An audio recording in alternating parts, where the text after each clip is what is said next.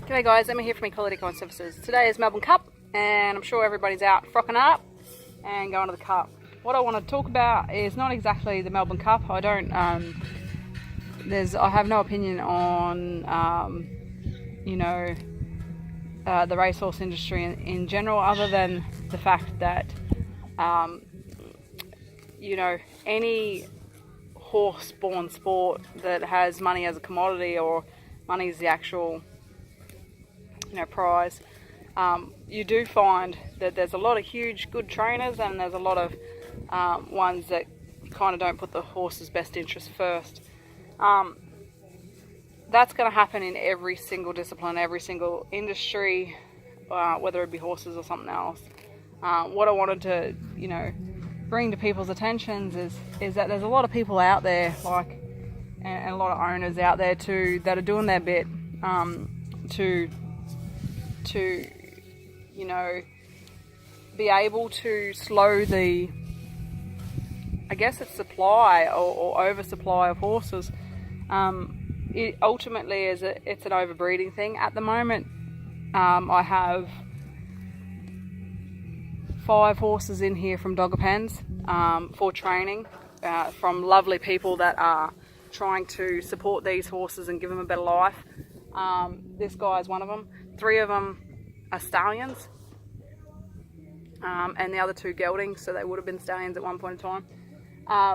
And it just goes to show you, and they are not all of the same breed. Not one of them are thoroughbreds.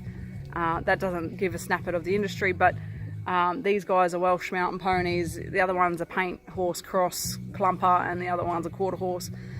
So it just goes to show that there is a huge breeding issue, overbreeding issue in all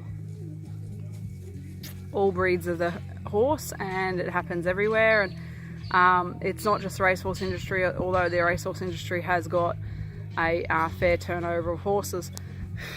There's always ways that you can support people who are doing that kind of thing, or support try find an off the track thoroughbred that has been retrained properly and take him on to do other things. And I've even had some really great racehorse people come through here and ask me to train the horse to be a horse before he races or she races, so that they'd have a chance of being a good riding horse afterwards as well. And I commend those people, because it does cost a little bit extra, and time wise and stuff like that, they're not going to hit the 2-year-old maturity stuff that they're trying to hit. But those horses will be, after the track racing, of sound mind for those riding people to be able to go on and have a good life. And I think, in Australia in general, or the whole horse industry in general, we need to think about things like that. I don't think saving horses from the doggers is the end all and be all of all things, because the doggers are just doing their job. There's an oversupply of horses. There's a demand to eat horse meat, so they take the oversupply and clean up the unwanteds, and it's either that, or they're out the back starving in a paddock somewhere, or people will go to their own means to try to put them down. And it's not always possible for someone to bury a horse on their land. It goes on and on and on. The judgment has to stop within the horse industry in general. It's what divides us. It's what stops solutions happening.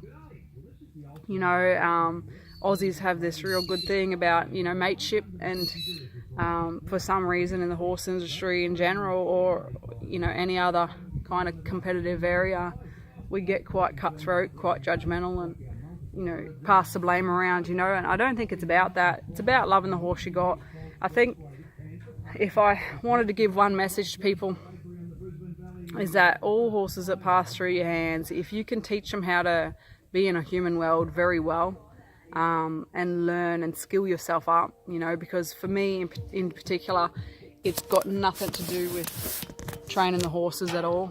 It's got to do with having an aware public, people in the industry that are very aware of how the horse works, and dealing with them in kind ways so that the horse has a sound mind and no behaviours that are dangerous come out.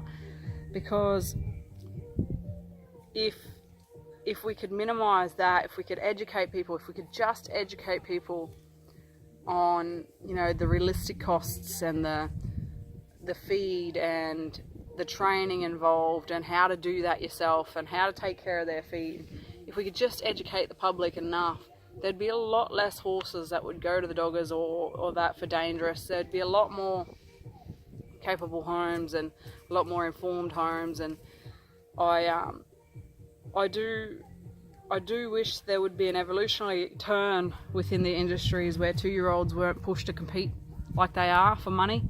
And, you know, I wish we could turn the prize money around and you know, give higher prize money to the 4 and 6-year-olds that are coming through or compete in any discipline, not just the racehorse industry.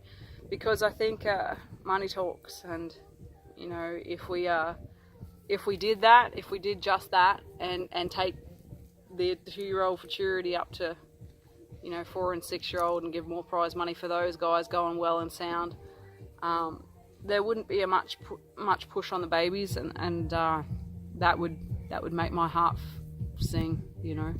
But think about it, guys. Anything you guys can do to help with your own horses. And the one thing that I always tell people is just teach them how to be a great horse in a human world. And that way, if you ever pass on or you need that horse to go and be sold on or anything like that, then he has a fair chance of making it, you know. Make them brave, teach them how to get their feet done calmly, you know, teach them how to ride calmly, teach them how to float calmly, all those things. If you can get that covered, then the horse has a better chance of having a great life. Right, guys, I'm going to leave it at that. See yous.